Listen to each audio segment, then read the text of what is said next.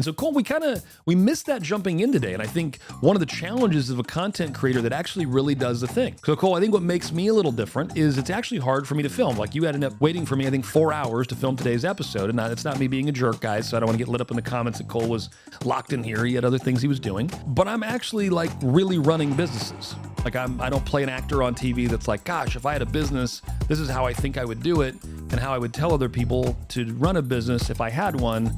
Here's how I might think about it. And that's what most content creators are today, right? They are actually not business people. They are professional content creators. Welcome back to Be Wealthy with Brett Tanner. It is episode 0012. Cole, we're way past the 1% mark. 1% of people get to 10, so they say. And how many get to 100? We don't know. Who's even tracking that? How would you even get that data? It's impossible. But we are back with episode 12. Today's about evaluating opportunities. So in our life, there's many different opportunities that are going to come to us. I'm going to talk about 2 different types and how to think about them. The main idea being you make all your money off what you say no to. And so before we jump into today, I just came back from Cabo, Cole. It was spring break. My kids go to 2 different schools, so we have 2 different spring breaks. So it's kind of cool. I get to go. I'm going Cabo. I'm actually going to diving in Roatan next week. But I went to Cabo, Cole, and I stayed at the place that had the best service of anywhere I've been in the world. Anywhere. Now, here's what's crazy, Cole. I stayed at the Ritz-Carlton Zaydoun. It's a Ritz-Carlton Reserve. I didn't know what that meant. Full disclosure to everybody. And we had a butler. So, Cole, this room, I actually would never feel comfortable spending this amount of money. And I think it's interesting on how we grow our wealth and what we spend money on. And I have this marker. I think all of us do a marker around how much a hotel room should cost. And Cole, I think back to when I was in my 20s. Cole, when I was 24 like you, a hotel room, this is going to blow your mind, Cole. It's making me feel like I'm 1,000 years old. Cole, do you know how much a hotel room was when I was 24 years old? So this is 20 years ago. 150 Like bucks. a nice room. Like Ooh, 450. No, if someone said $300, you're like, what? It's $300. Well, what is it? I mean, but there was a lot of rooms you would stay in, there'd be $100 to $200. I mean, What a world. I know it sounds impossible. So like when I see this room is $3,500 a night, I go, yeah, I'm out. I'm just not doing it. I don't care if dolphins fly out of the ocean into my room, into the bathtub, and we get to pet them. That's cool. But no, I wouldn't do it. So I actually stayed on points. Cole, I'm a big points guy. Our companies have a lot of spend, and so it was a way that I used those points, and it was unbelievable. Unbelievable. The craziest part is, Cole, it's packed. $3,500 a night, $4,000 a night. Drinks are insane. Breakfast, Cole, this is where I blew my mind. How much do you think breakfast is? 2 adults, 2 kids. And the kids are eating like a kid's meal pancake type situation. What do you think breakfast cost in Cabo at the Ritz-Carlton? If it was $250, I'd be like, whoa. Okay, well, like 100 and 25 for the kids. Well, prepare to get your mind blown. $225 to $250 every day. That feels insane, but it's a nice place. I feel like that's what a nice place would be. The place had a beautiful view. But I wouldn't say, it's a pancake, so I don't know how nice the pancakes can be. It's like there wasn't anything magic in the pancake. Called a pancake. No gold flakes or. That would have been cool. But so no, I came back from there. I went fishing. I caught the biggest marlin. I didn't catch it. My 10-year-old caught 110 inches, which is 400-ish pounds. We didn't measure, but we could throw a picture up actually or drop it in the show notes. But unbelievable. I love fishing Cabo. It was amazing. And last episode, we talked about Dave Ramsey. So I did 2 episodes on Dave Ramsey and what I think. If you didn't watch them, go watch both. Episode 10 and 11. On number 10, I discuss what I thought about Dave Ramsey. There was a lot of people said I missed it, Cole. I was off the mark. I was totally out of touch.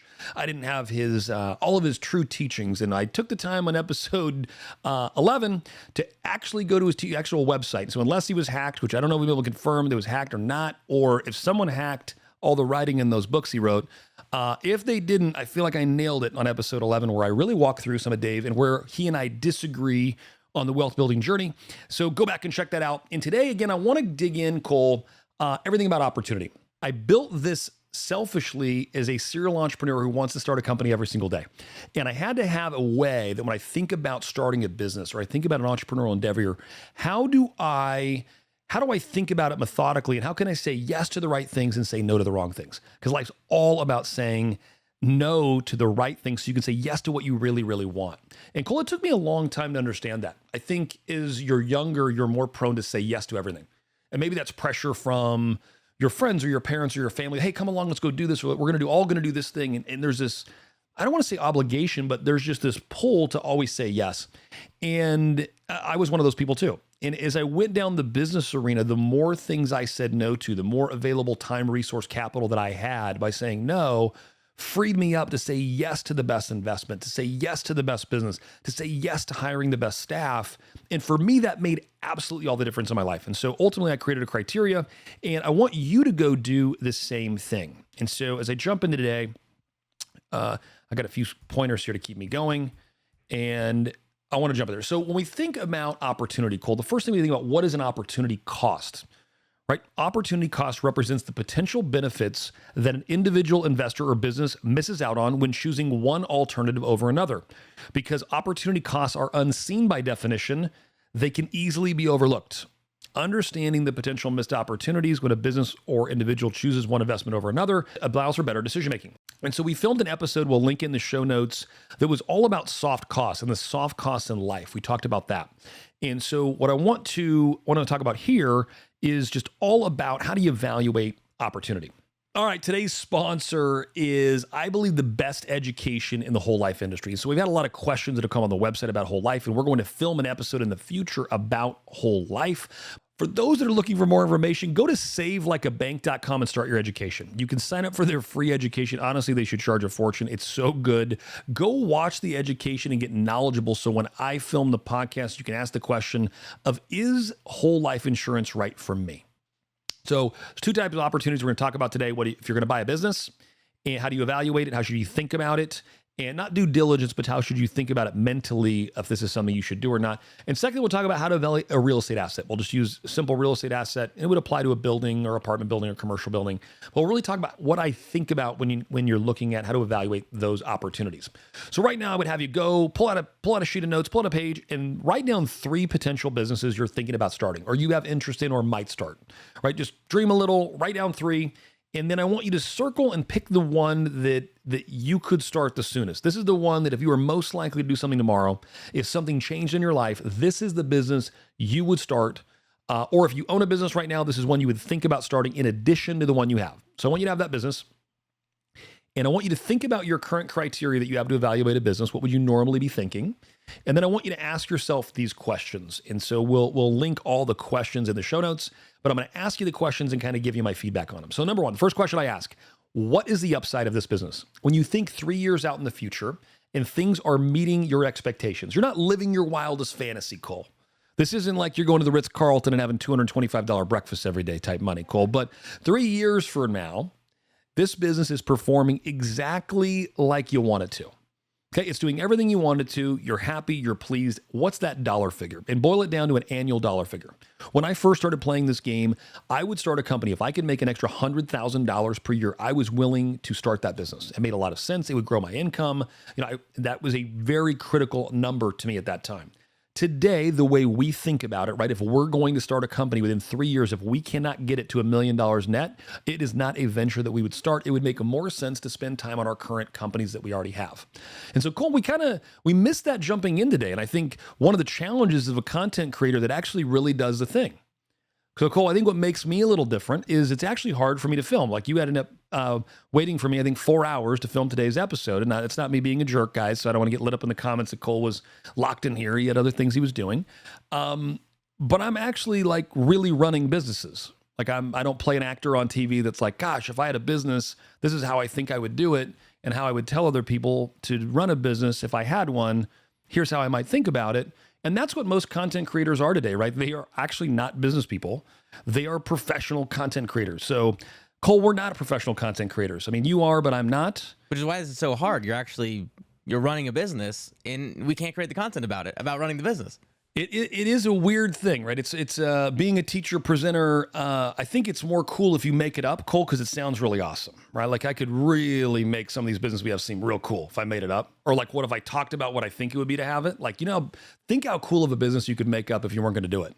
God, it'd probably crush online. What would be your business if you could make up something? Probably something related to Mars or the moon. Oh, astronaut cowboy, instantly. Astronaut cowboy, out of the gates.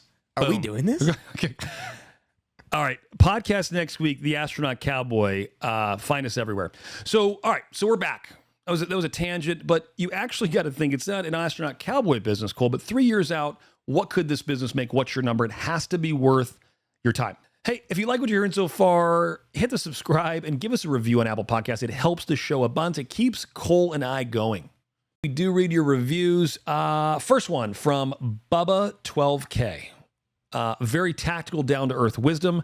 Brett and others alike are what is needed in my life to stay the course and be disciplined. Building can be such a lonely struggle at times, so I can appreciate how Brett delivers content in the blunt way it should be delivered. His beliefs hit home to me and are spot on how I see the world. Years ago, we did meet at a Keller Williams event. That's cool.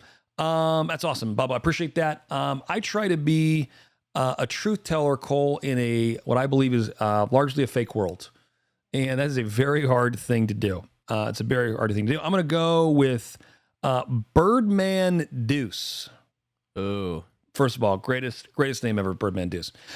With social media, anyone can become an influencer and get people to start to follow him and take advice from people that have no business giving it. Brett's the real deal, and he only shares what he's personally doing in his business.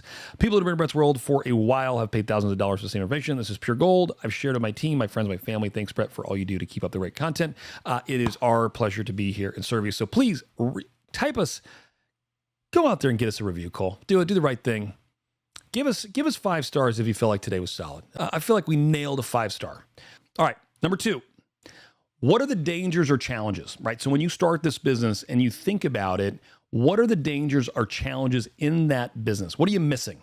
This is where you want to think about all the blind spots, the things that could go wrong. And if you've read that book, The 6 Thinking Hats, this is where you're thinking about the black hat. Like, where are the problems, the challenges? What have I overlooked? What are my obstacles? What can go wrong in this business as I go to hit my goal that I defined in number 1, right? If I'm going to make $100,000 in 3 years from this business, what are the challenges or barriers or competitive things that are getting in my way? All right, number 3, third question I ask, do I have the right jockey for this business that is not me? Because businesses are going to require management, people, time, effort, and things, and you already likely have a job. All of us have a day job. So again, this was a business that you are starting that you are not in. We're assuming if you have a day job, you're keeping it for the time being, for the sake of this exercise. If you have a business, you're staying running in your current role in that business. So you need to find the jockey, someone that's in an industry. It's either proven, someone you want to bet on that's got the energy and the ambition to go do this thing. Do you have the jockey for this business? I will not start a business without the jockey that can drive it. That is not me. All right, Cole, number 4, people. Never been a harder time to manage people. Never been a time where folks didn't want to work. It's a fascinating thing, Cole. In the last 3 weeks, we're interviewing for some different positions in our companies. And the amount of time someone said, ooh, is this this is clearly like an ad for an in-office position. Like they're going to come into our office and work here. And one of the first things like, ooh, is this going to be like, you mean like a full 40 hours a week in your office? I was like, well, yeah, it's kind of like all in the ad, like in office, right? 8 to 5. And people are like, wow, how flexible is it? It's like, it's a front desk position. So like, you're going to literally be at the front desk when people come to the door. It's a front desk. Well, can I work from home? Can you work the front desk from home? Like, Cole, so this is why number 4 is so important. How many people are going to be in this business? Because you only can have some of those conversations and then your hair just goes straight white. I'm in the edge, Cole. I think I'm 2 clicks away from just straight white, like the Be Wealthy sign. But so I try to stay away from companies that have large amounts of human capital. Not anti-human. The businesses that take lots of people to run, I find they're complex. I'd rather leverage technology or some other efficiency. And so I try to stay away from large people businesses. It's just something for me. That's part of my criteria. All right, number 5. Number 5, you need to do a little self-reflection and ask yourself what you're bringing to the table. What are you bringing to the table? There's 3 resources in life: money, talent, and time. Most of us in the beginning are blessed with limited money, limited talent, and lots of time. That was the gift I had. I just had Cole, I had time like just you can't even imagine. I had all of it. I didn't have any money and I had very limited talent. So when I think about this business I'm investing in, what are you bringing to the table? You would always prefer, once you're established and going, you would prefer to invest money, right? You would prefer to invest your money, not invest your time. Your time is very finite. Your money can be infinite as you go and grow it. And so I always want to be the guy putting in time. I'm happy to use influence, but prefer all time. So define this business. What are you bringing to the table? All right, number 6, I measure noise, and I think about noise a lot. What is noise, Cole? Again, that's how you get white hair. Noise is just this. You've got this business going, and on Friday night, you're going home. You're driving to date night with your lady friend. So I'd be driving to date night with the lovely, lovely Taylor Tanner. And I get a phone call as I'm driving to date night, Cole, and it's like, I see the call come in, and you're going, oh man. Ugh, that's noise. Right? That is a noisy business. So how many of those calls will I get? Again, I ask myself that. As an example, as a noisy business, might be construction. I love what people do in construction. We have a number of trades that work on all of our flips, but that business is noisy, right? There's a lot of people in it. You're counting on others. And so there's just a lot of noise that can get created. And so I try to stay out of noisy businesses. All right, number 7, I want to look, is there anything special or proprietary in that business? Is there anything unique? What's the moat around that business? One of the reasons I love hard money is I feel like that there's a moat, right? You have to have enough cash to do one loan, right? So that might be $200,000 to $300,000 if you want to play in the hard money game. And so that is a relative moat. Also, certain states require licensing. There's a number of issues that can come up. It's a little more complicated in terms of the paperwork. You're drawing loan docs. You've got a promissory note. And so that gives you some sort of moat around that business. And so I love businesses where you've got some competitive advantage.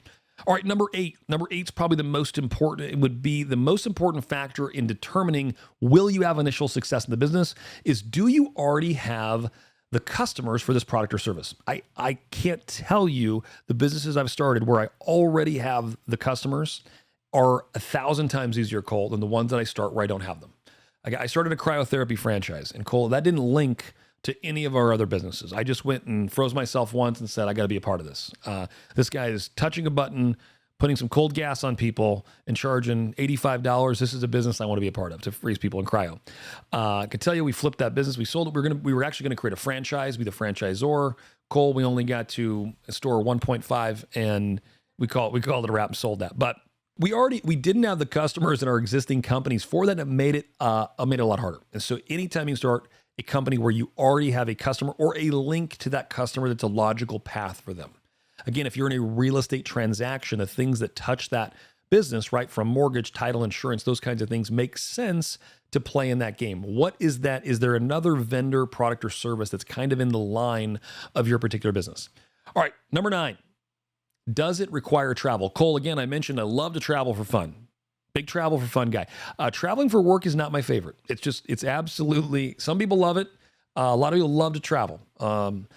Is not my jam. And so for business things, that if I'm going to start a company, it requires lots and lots of travel. I want to know about in the front end so I can think about that and prioritize my time accordingly. All right. And the last thing, how passionate on a scale of 1 to 5, where 4 is not an option, how passionate are you about this opportunity? And I'm going to give you 2 ways to think about it. It can be your passion for the business. So scale of 1 to 5, you can't pick 4. Where are you in your passion for the business? The other thing I think about, I have businesses where I'm not that passionate, but the jockey, the person that I have in there running that business for us, I am a 5 out of 5 passion for them. I do not believe you should start any business that you're not a 5 out of 5 passion for either the business or the person, because when things get hard, Cole, and when you're out there crushing it, because it's not all roses and sunsets, Cole, it'll be a blast when you start a new business. Like the first month or 2 months or 3 months of any new business is like the best. Because it's like, it's all fresh. There's no residual problems. It's all new. You're figuring it out, learning. Give that a decade. Okay. And so that's where, if your passion isn't there, Cole, sometimes you're going to flame out. And you've got to have the passion and want to stay in it when it's hard. And you got to believe in a bigger cause and know where you're going and get a tribe of people that want to rally around. And can you create a world big enough that they want to be a part of it? And so you having that level of passion is what's going to drive your organization and let other people want to be a part of your vision. And it's so important that passion trumps almost anything, right? Passion creates momentum, and it might be the most important question on is how passionate are you about the business? So I'd have you go back, and I would think about adding any other questions to it. Now, I have a really good friend of mine who added on to the questions. Cool. And this is a person much smarter than me. Actually, people will know him. Roland Frazier, buddy of mine, good guy. We taught together. Roland Frazier, great dude. Another great content creator, also doing the thing. Here's the thing about Roland. Here's his problem with his content. Probably he's got one incredible content. He actually does the thing, like real guy actually doing stuff, you know? So he's not behind a camera all day just saying, God, I wonder what it'd be like if I actually did something. No, He's a guy that does it. So love Roland.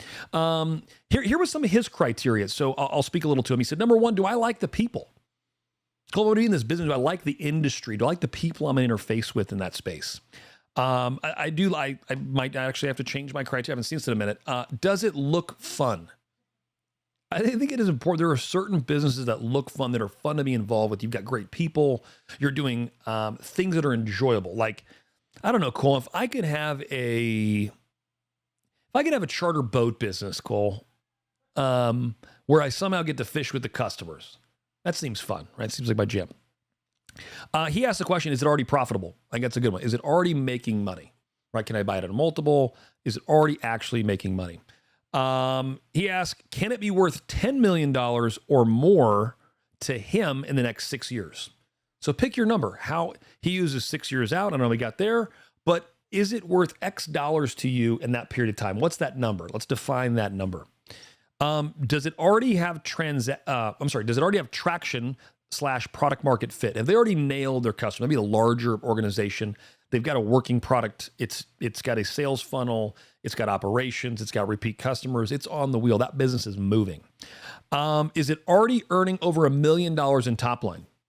That's a really interesting question. And the reason I think that's interesting is it's 10 times harder, in my opinion, to get the first $1 million in top line than it is to add the next $1 million to go from $1 to $2 million. It's 10 times harder to get that first $1 million. So getting a company that's already got there, right? You're taking that initial kind of rocket, Cole, when the rocket's taken off, a lot of force is needed. A lot of force is needed to get there. But once it gets out there, Cole, it's easy to go. Think about that, Cole. Think about that for a minute. I don't even know what the graphic would be around that, but it's gonna be something incredible. And so does the model scale easily without a large capital expense or an investment? Does it scale easily? Or is it some businesses, as they grow, they start lighting a lot of money on fire? I got to keep buying more equipment, right? More inventory or something like that. And it can chew up a ton of capital. So does the business scale easily without a large capital investment over time? Is it in a long-term proven market that is not simply hot because it's new or trendy? Ooh, Cole, goes the NFT game. You know, it goes to all the kind of eclectic things we hear about the influencers on the right now. You don't have to go very far to hear about all that's going on with Bitcoin. Well, there goes my business idea. Yeah, cool. And it's gone, just like that. And just like that, well, that's why you can't be in the trendy things, like our friend Roland says. All right, and is it free of a lot of regulatory oversight? Is it free of a lot of regulatory oversight? I think those are great questions to add to the list. So what I'd have everyone do, go back and take my questions, take my friend Roland's questions, and what are the questions that matter to you? Pick the top 10, take my list, take his list, add it on your own, and pick your opportunity criteria, because no matter what happens, you're going to have an opportunity come to you. You're going to have something hit you in the next 30, 60, 90 days, and you're going to want to have an ability and a method to work through it. I keep it right at Apple Notes. When I think of a business, I pull it up and I run through my questions. I start asking, okay, what is my upside? What is this worth my time? All right, second thing, Cole, let's talk about. Let's go off. We're going off business. Now we're going to talk about a hard asset. So Cole, our business is crushing it. We want to make an investment. And so how should we think about evaluating a hard asset? And for this, I think, for the sake of it, let's do a single family home. So what do you want to look at? When you're looking at buying a single family home for investment purposes, first thing I do is I pull the cap rate. I want to know the cap rate of the property, which is the capitalization rate. It assumes you paid all cash. There is a point to this. And some people say, well, is the cap rate the only thing you look at? Absolutely not. I look at a number of things. But I think the cap rate tells me in about 30 seconds whether I want to move forward and even evaluate the deal.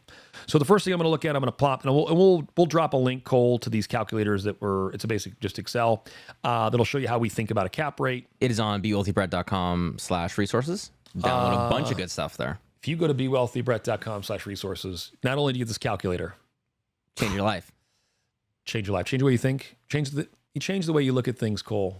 The things you look at change. That's what's on the website. Write that down for a minute. Let's think about that. So when we're evaluating, you're going to go through this calculator, you're going to plug in the annualized rent, and then you're going to put in the actual insurance of what that would be. You can estimate it, but hopefully you've got other rental property. You can get a quick quote online, pop that in there, get your annual taxes. If there's an HOA, put that in there. You're going to go through what's the management fee? What are you paying? Even if you are going to self-service this property, you're going to manage yourself, you need to put in a 10% management fee. Why? If you make more money, I'm sure you'll be cool with that. But I want to budget for you that if you were to pay a management fee, you're already accustomed to it, you've got it built in, and you're buying the property assuming you didn't have to do all the work yourself. If you choose to do something, that's great. We want to budget for it without that. Then we want to I want to assume that whatever the rent is, so if a property is renting for $2,500 a month, I want to assume that out of every single year, I'm going to spend 1 month's rent on repairs throughout the year. So if it's $2,500 per month in rent, I'm going to spend $2,500 per year is my target goal. Now, Cole, that is very hard to do. There's some tricks you've got to do. You've got to landlord really, really well when you have your turns. I try to, on my first turn, get rid of the carpet if I'm going to go all tile or wood plank throughout. And I'm trying to reduce future turns in carpet because I don't care how good you are, Cole. Tenants trash carpet, Cole. They do. They just, it's a constant ongoing thing. So the more things like that I can invest in to drive down cost.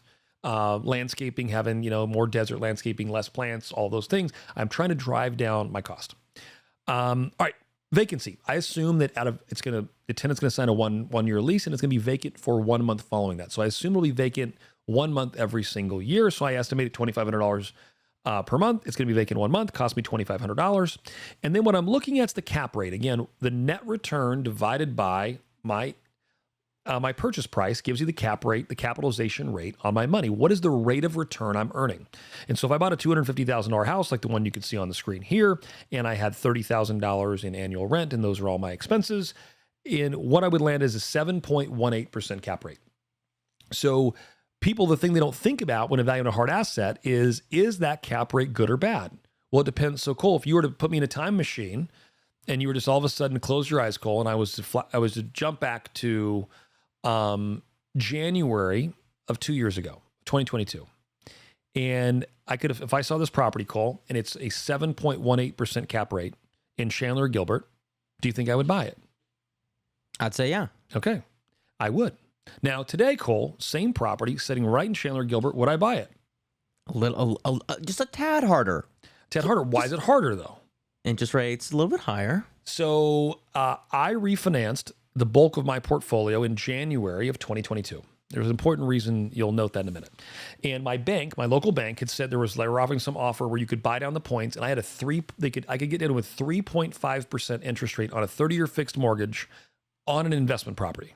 I'd never seen a rate that low, and I had to pay points again for all the critics that'll come online. I had to pay points to do that, and everyone said, I don't know why you're doing that. Rates have been low for so long. I was like, I've never seen a 3% 30-year fixed mortgage. And if I can refinance with cash out, Cole, it makes sense to me to take that cash and I'll put it in hard money lending and I'll do other things with it. And I did that. Now, so Cole, if I can go buy a 7.18% cap rate and I'm borrowing money at 3.5, I'm getting over 3.5% spread. So every dollar I borrowed, every single dollar, I'm making 3.5% on the money I borrowed, Cole. Like it's insane. Like it's a license to print money. Now today, if I'm borrowing money at 8.5%, and I'm only getting 7.18. Now, Cole, it's not a trick. You can't make it up in volume. Like it doesn't work. I'm losing over 1% on every dollar that I borrowed. Like it's a simple idea. You have to have the positive spread when you buy property. There's 3 types of spread. You've got a positive spread. So I'm earning more in my cap rate than my long-term debt cost. I've got a neutral spread. So if I'm borrowing money at 7.18% and I'm going to have a 7.18% cap rate, that's a neutral spread. A negative spread would be my interest rate's 8.5 or 8.18%, and I'm only able to get a cap rate of 7.18, so I'm going to negative 1% spread. Will I still buy a property that my interest rate's higher than the cap rate? Yes, I just have to put a tremendous amount of cash down to get that to cash flow at the level that I need to hit my monthly cash flow requirement. So the cap rate's a great place to start. Hey, does this make sense? Where is it at in terms of a spread? What will my spread be? And how much additional capital do I need to put in to make this investment potentially make sense before I evaluate anything else? So everything starts with the math, right? Number one, what is the raw math? What is the cap rate? And is a recovering deal junkie when it comes to real estate. I want to buy, Cole, every deal I see. And I will see a deal and I'm like, oh my gosh, this thing's going to rent. It's $200. This thing's going to rent for $2,900 a month. And I start going and I try to talk myself in and I'm like, well, no, but it's not $2,900, it's $2,500. And then I walk myself and I'm like, man, this is a 5% cap rate on a house to buy with 8.5% debt. It doesn't make any sense. So first thing, you've got to look at the cap rate. It's got to make sense. Next thing, you want to value your properties, your rental properties out of it. You want to put them all and you want to get all the data that we're going to give you on our rental tracker here. Again, it's what is our go to BeWealthyBrett.com/resources. Kaboom. Kaboom. And go get this rental tracker. You should put all of your data in here, and you look at a couple key numbers, which we'll walk through in a minute. All right, so we're going to give you a spreadsheet. You put all of your rental properties in here, and you put all the data. And there's a lot of data to put in here, but we're looking at a few key numbers. Number one, we talked about the cap rate off your purchase price. So we want to enter that. That'll never change. The cap rate when you bought it will never change. We just did that in their sheet, but you're going to enter it here. The next thing we want to look at is your cash on cash returns. If you're going to put leverage on the property, you need the net income that you're going to make annually divided by the amount of money you put down, right? That's going to be your cash on cash return. So you want to calculate that. I love seeing 10% or more cash on cash. Cole, love a 20, of course, who doesn't? But 10% is good. One of my rules on cash returns, I always put 20 to 30% down every single time when I'm buying something. Now that's a lending requirement, but even if it wasn't a requirement, Cole, I'm going to put I've got to be there to hit my numbers. After that, I still have to cash flow $500 per month. So if I have to put 46% down to get to my $500 per month, that's what I'm going to do. And so you should not look at the cash on cash return if you're not putting that down, because cash on cash returns incentivize you. You have the potential for a higher return if you put the least amount down. If I only put $100,000, or if I only put $1,000 down, Cole, and I can make $1,000 per year somehow off a property, I'm making 100% return on my money. So the cash on cash return, but I could be taking exponential risk. So you got to look at your cash on cash returns in terms of a risk profile. And the last number you need to look at, you need to go all the way in the spreadsheet once you key it all in, and you want to look at your expense ratio. And when it comes to rental properties, people don't talk about this. They all talk about how much they're getting in rent, but rent is something you can't really control. In other words, there's market rent. If I have a property that's $2,500 a month and I'm like, oh, I'm going to rent it for $3,200 a month, Cole, I'm going to put it everywhere. I'm going to have open houses for tenants. I'm going to have a gorilla jumping around outside. I'm going to have one of those dancy guys, right? I'm going to have all that, Cole. You can't rent it a $2,500 house, Cole. You're not going to pay $3,200 a month. You're not going to do it. It doesn't make any sense, right? But what I control is my expenses. Right. So if I landlord better and I can decrease the repairs, if I can lease it faster, I can reduce vacancy. Right. The opportunity, if I can make sure my taxes are being correctly and I'm not being overcharged for tax, I might appeal my tax rate on certain properties where I think it's too high. And so it's all the win that occurs in rental properties occurs on the expense side of things. And what's that number for you that you like to have in there? I need to be at 35% or less to make money. Right, to make the kind of returns I want, 35% or less. So when I analyze this, I sort by it. And if I see something that say 42, I go, look, what's driving that? And the best example I could give you, Cole, I had these two rental properties and they were across the street from each other. And I was in a different city. The city ran down the street line. And so this city's taxes were $150 more per month than this city's taxes. The tenants, these were two kind of 2,000 square foot homes. Well, the tenants on this side of the street, they pay the exact same amount. So all I've chosen by owning a rental property here versus there was to make $150 a month less indefinitely. Well, long term, it's not the most logical thing, Cole. That doesn't make a tremendous amount of sense. So I would just, if I want to be in that neighborhood and keep that investment, I would just sell the house and buy the other one. Or I could just have a spreadsheet like this and do it on the front end and know that ahead of time, Cole, and go, oh, man, this is going to really affect my cap rate and my expense load is going to be over 35%. This is going to be a hard property to make sense of. Properties with high HOAs, very like low price properties with very high HOAs, which we're blessed with that in Arizona. Cole, you can find a $250,000 condo with somehow an $800 a month HOA. And that's going to be really hard to pencil. You're going to need a different calculator, Cole, to do those calculations. It's very complicated when you get in there. So go in there, you need to do a cap rate, and then you want your cap rate off purchase. The last calculation you want to do is over time, you want to keep adjusting your value. Once a year, I'll go in and update the values in the spreadsheet. What is the cap rate off today's value? So you got net income today, but value has gone up. So you might have I'll give you an example. If you bought a property for $100,000, and Cole, you got to fact check my math here. I'm going to do my head. If I own a property for $100,000 and that's $10,000 per year, that's a 10% cap rate. Now that property, let's say it went to $400,000, Cole, and now the property's making $20,000 a year net. So the property went up 4x, but rents doubled. So now, Cole, my cap rate, I just went to 5%. Fact check my math, 20,000 divided by 400,000, I'm pretty sure it's going to be 5%.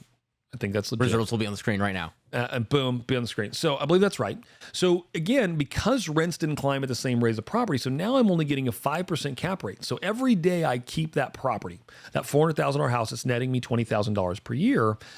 Every year I keep it, I'm choosing to buy it at that price. Sam Zell wrote an amazing book called Am I Being Too Subtle? And in the book, he just realized, hey, if I choose to keep something because I could sell it and put that money somewhere else, I'm really buying at today's value. It doesn't mean run out and sell everything you have, but it means it's an important place to go look at it. So that example, if I could sell that property, even though my cap rate's insane because I bought 100,000, I'm getting a 20% cap rate off purchase. I'm only getting a 5% cap rate off today's value. So what I would do in that scenario, if I had an investment where I could 1031 exchange that, invest that, and say get an 8% cap rate or 10% Cole, if that was possible, that would make a ton of sense for me to sell that property and reallocate it. I actually did this last week. I closed on a property and it was in Huntsville, Alabama, which you guys know I love. I'm selling my portfolio. It was outside of the Starbucks deal. I sold it, and I sold it because I wanted to move that asset into I had basically the same scenario. I have a 5% cap rate, and I actually in the middle of doing a 1031 exchange to a natural gas royalty, Cole, which will pay 10 to 13% returns.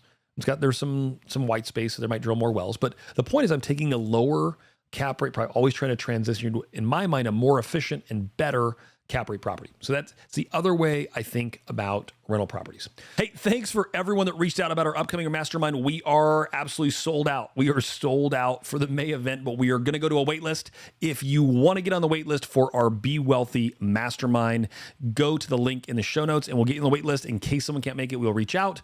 But as of right now, we are sold out. And if it doesn't work, we would invite you to, I think it's the September, or I think our next event is September. So we've got the link there if you want to join the waitlist for that.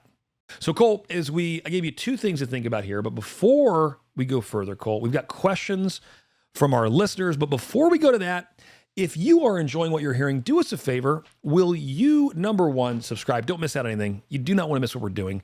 Number two, give us a rating. But now we're going to go to our questions. You can submit additional questions at bewealthybrett.com. I mean, there's so many ways to get there when you focus on what's possible. And so first question, I flip houses. I currently have 3 and 2 more under contract. I am leaving my 9-to-5 job to flip houses full time and will be receiving roughly $225,000 from my pension. Can I roll it over? Into my IRA to use the more flips? What would you do? You should be able. The answer to that is most likely yes. Cole, that's what the expert says. Most likely yes. I would say I would get my friends at Horizon Trust. I can roll it over to my IRA or use it to buy more flips. What would you do? So the answer to that question is maybe. Maybe will you be able to do that? Possibly. I would go to maxoutretirement.com. We'll have a link in the show notes to who could actually give you the answer. They're who we work with all the time. They are the best at what they do. Reach out to them and see if you can do it. Some plans, most company plans will allow you if you're no longer there. So I don't think you'll be able to do it until you leave, but typically when you leave, you are able to self-direct. Some will allow you to do it when you're there. Some will not allow you to do it at all, but the majority, when you leave, you would be able to, I believe, take that pension, most likely move that to an IRA, and you could self-direct that, and you could do flips. Now, Cole, here's the critical part. You cannot go do 50 flips. The kind of the guidance we're seeing for a transaction like that inside of a self-directed, please go get advice from your counsel and your custodian and go check all this out and make sure it's legit, because I don't carry any license. I'm not a lawyer. Cole, I'm not a rocket scientist. I don't have any financial license. I do have a banking license. Just want to keep, everything legit. And a mobile home one. Hate to brag. I'm not gonna give you all my licenses. But you, what was our even point to that, Cole? Buy real estate flips. You could do 3 to 5. So the answer to that is you could do 3 to 5 flips per year inside of your self-directed retirement account. If that's a Roth, you would pay no tax when you pull it out. If it is regular, you would pull tax out when you start distributing it later. So I'm the biggest fan of self-directing your retirement accounts. I believe your money should be in your control where you invest and have an unfair advantage. And so I would absolutely do that. But I bet you're going to need to quit that job first before you can do that. Our next question is Lisa Stone with Keller Williams. And she said, when thinking about the flows of money, where do your business expenses come from? So the expenses just come right out of the business itself. The money that's beyond what is needed to run that business every month flows out of the business around and down into that wealth coordination account that is then used for your personal resources. So think about on your business, you're sweeping out all the overage and kind of getting that into one account so you can see your total available capital, and is that growing every single month or is it going down? And so you know when to put more pressure on yourself to invest your money. And we can have a link to the YouTube video we just filmed that I think will answer that question a little better. And so we can direct you there. And so Lisa, the other thing to think about, so when I point to those businesses on the right side of that video that we're going to link to in the show notes, there's all the businesses are to the right of that graph. The expenses are coming out of that business itself. So that business account is getting the income and the expense. the overage, the extra money gets getting swept over into your personal world. I hope that makes sense. Last question from brother Andrew Dorich. Do you have any thoughts on Lend to Live? I actually, Cole, I was shocked. I have not read that book, but because I'm a voracious reader, I'm going to get the book. And Andrew, I can't answer that question today. I want to, but I tell you what I'm going to do. I'm going to read the book, and you're going to remind me, Cole, on our next episode or the next one, maybe one or two, because I might need a minute. I got a whole reading list. I will nail that. And so with that, it is a wrap. I want to remind you of two things today. Number one, two things I want you to do today. I want you to go back and I want you to write your opportunity criteria. Do not let this get away from you. Go to notes on your phone, go to a sheet of paper, go in your journal, write out the 10 criteria that are going to define what you say yes to and what you say no to. And then I want you to go, if you've got a rental property, go run those calculations, get that rental tracker, go to our website and grab that and start using it. It is something that will be of immense value to, and it gets all of the information organized so that you can make better decisions. As always, Cole, we're going to give you the final thought today. Final thought, Cole. What do you got before we wrap? God, a lot on the spot here. Final thought is, if there's anything you need, go to bewealthybread.com/resources. God, what do we not have there? Cole, well, we have a lot of stuff, but Cole, we're going to need a final thought from you. Final thought, just take Final thought is the business you might not be as excited about as you thought you were. When you have to choose 1 to 5 and you can't pick 4. Yeah. That should qualify most of the opinions on whether it should actually go for it or not. That'll eliminate 99% of them. I've tried it myself, and I don't even bring them to you. Well, it's just not even worth. If I'm a 4, it's not even worth it. Well, you can't pick 4, Cole. That's the hard part. Then it goes down to 3, and then now it's like, whoa, and that's really far from 5. And now it's in the trash can. And just like that, Cole, that was a very good. Hey, final thought, you nailed it. With that, it's always a great time here at Be Wealthy. I will see you next time on our podcast. I'll see you next time. Go out and be wealthy.